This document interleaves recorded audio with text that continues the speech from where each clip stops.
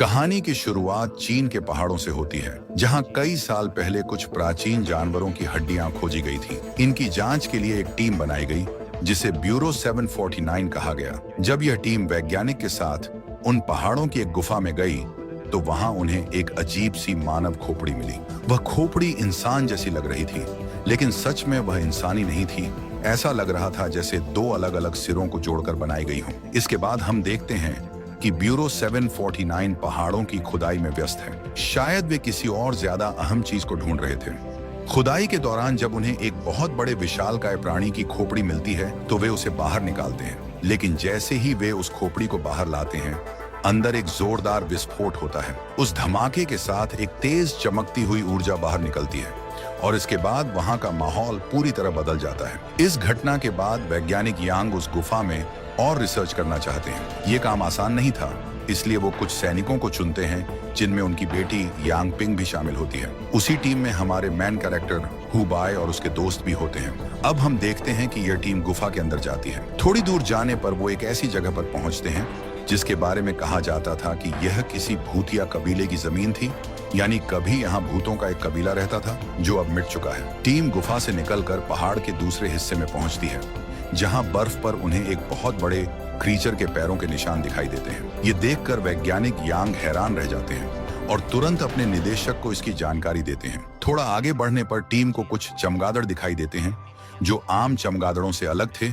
उनका रंग नीला था। अचानक उन्हीं चमगादड़ों में से एक वैज्ञानिक यांग पर हमला कर देता है, लेकिन तभी एक सैनिक आगे बढ़कर उस चमगादड़ को पकड़ लेता है। दुर्भाग्य से जैसे ही वह चमगादड़ को हाथ में लेता है, उसका हाथ और फिर पूरी बॉडी जलकर राख हो जाती है और एक गोलाकार आकृति में बदल जाती है। तब पता चलता है कि ये आग के चमगादड़ थे। किसी तरह वो टीम आग के चमगादड़ से बचकर आगे बढ़ जाती है, लेकिन उनकी मुश्किलें यहीं खत्म नहीं होती। एक बहुत बड़ा मॉन्स्टर सामने आ जाता है। जैसे ही वो पहाड़ पर कदम रखता है, पूरी बर्फ की सतह टूट जाती है और एक भयानक बर्फानी तूफान उठ खड़ा होता है। उस तूफान में कई लोग दबकर मर जाते हैं। कुछ लोग अपनी जान बचाने के लिए एक गहरी घाटी में छलांग लगा देते हैं, लेकिन नीचे की बर्फ की सतह बेहद नुकीली थी, जिससे कई और लोग मारे जाते हैं। अब हमें हु बाय और यांग पिंग दिखाई देते हैं, जो एक रस्सी से बंधे हुए बर्फ के एक खंभे से लटके हुए होते हैं। ज्यादा देर वे वहां टिक नहीं पाते, उनकी रस्सी टूट जाती है और दोनों नीचे गिर जाते हैं। अब सीन कट होता है और कुछ समय बाद हमें दिखाया जाता है कि हु बाय को होश आता है। शुक्र है कि वो बच गया था और उसके साथ यांग पिंग भी जिंदा थी। वो ये देखकर चौंक जाता है कि वैज्ञानिक यांग और उसका एक दोस्त भी सुरक्षित है। अब वैज्ञानिक यांग उन्हें साथ लेकर आगे बढ़ते हैं। अब वे लोग एक टावर तक पहुंचते हैं, जिसका नाम डेमन टावर होता है। यहाँ आकर हमें पता चलता है कि यांग कई सालों से इस जगह की तलाश में थे और पूरी कहानी का सबसे बड़ा रहस्य भी इसी टावर में छिपा हुआ था। जब वे लोग टावर के सामने रुकते हैं, तो वह जलने लगते हैं और जहां उन्होंने कैंडल जलाई थी, वहां से एक बहुत बड़ी प्रकाश तरंग निकलती है।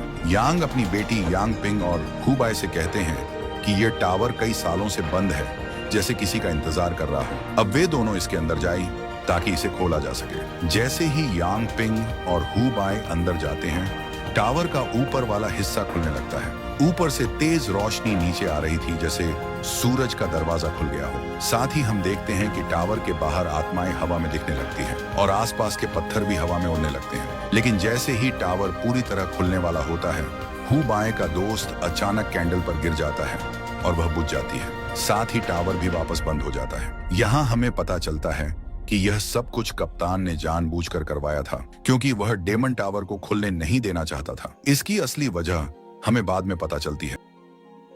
पार्ट 2 के लिए लाइक करें और जल्दी ही आएगा।